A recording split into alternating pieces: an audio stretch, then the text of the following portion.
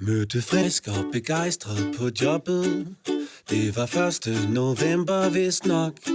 Var der noget med nogen, der var stoppet? For der manglede en ordentlig flok. Har det noget at gøre med lønnen?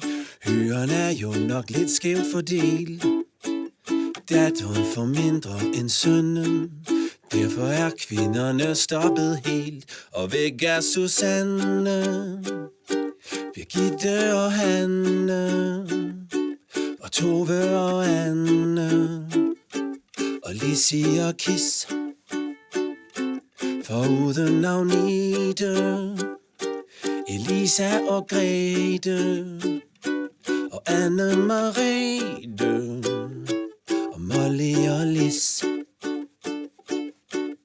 Det er 18%, de får mindre. Det er jo lønnen for 2 måneders chance.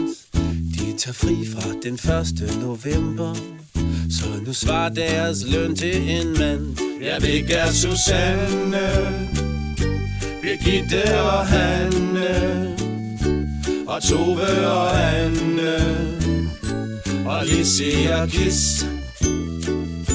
Foruden Agnete, Elisa og Grete, og Anne Marete, og Molly og Lis.